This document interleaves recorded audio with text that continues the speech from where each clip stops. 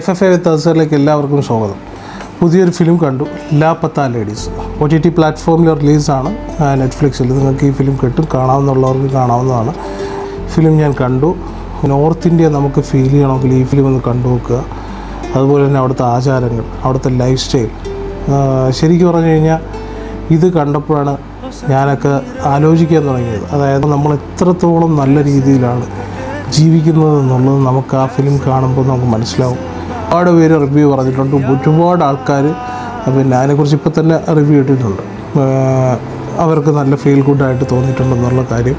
Educated ആയിട്ട് വരുന്ന മക്കൾക്ക് ഒരിക്കലും അറിയില്ല അവർക്ക് എഡ്യൂക്കേഷൻ്റെ വാല്യൂ എന്താണെന്നുള്ളത്. അവർക്ക് എഴുതാനറിയാം, വായിക്കാനറിയാം, എല്ലാം അറിയാം. പക്ഷേ നമ്മൾക്ക് എത്ര ഭാഗ്യവാന്മാരെന്നുള്ളതാണ്. കാരണം കേരളത്തിൽ നമ്മൾ ജനിച്ചു, നമ്മുടെ സാഹചര്യം, നമ്മുടെ വീട്, നമ്മുടെ മൊത്തത്തിലുള്ള ഒരിത്, വിദ്യാഭ്യാസ രംഗം ഒക്കെ അടിപൊളിയാണ്. ശരിക്കും എനിക്ക് വളരെയേറെ ചില സമയത്ത് നമുക്ക് നമ്മുടെ നാടുമായിട്ടൊക്കെ റിലേറ്റ് ചെയ്യാൻ പറ്റിയ ഒരുപാട് സംഭവം. അതായത് അവിടെയുള്ള ആൾക്കാരുടെ ലൈഫ് സ്റ്റൈൽ, അവർ ഏറിപ്പോയ എത്ര വരെ പോകും, അവരുടെ ആ വിഷൻസ്, ഗോൾസ്, അവർ ആ ഒരു തലത്തിൽ നിന്നുകൊണ്ട് എന്താണ് ആഗ്രഹിക്കാൻ പറ്റുക.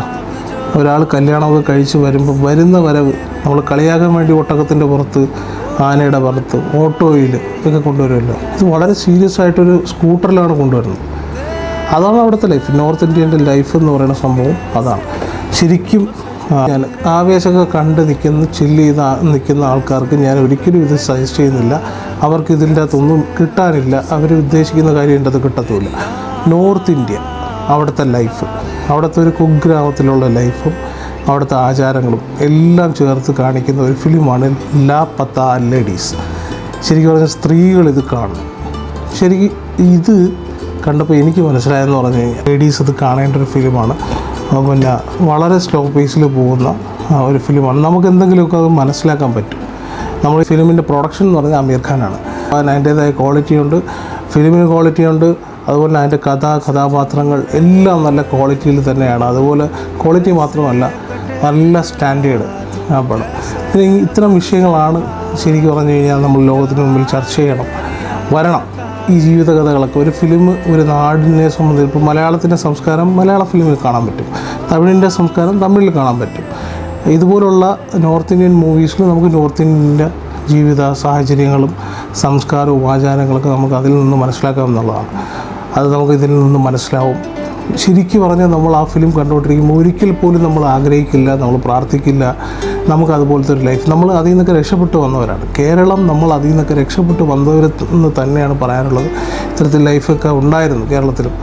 ഒരുപാട് പേരുടെ അധ്വാനത്തിൽ നിന്നും ഒരുപാട് നമുക്ക് മുൻ തലമുറയിലുള്ള ആൾക്കാർ അവർ കഷ്ടപ്പെട്ട് സാഹചര്യങ്ങളൊക്കെ മാറ്റി ഇപ്പം നമ്മളെ പുതുതലമുറകൾ ഇപ്പോൾ ഉള്ള ആൾക്കാരൊക്കെ അവരും എന്ത് ചെയ്യുന്നു, അഹോരാത്രം പണിയെടുത്തിട്ടായാലും പ്രവാസികളായാലും ഒക്കെ നമ്മുടെ നാടിനെ നന്നായിട്ട് മാറ്റിയെടുത്തിട്ടുണ്ട് എന്നുള്ളതാണ്.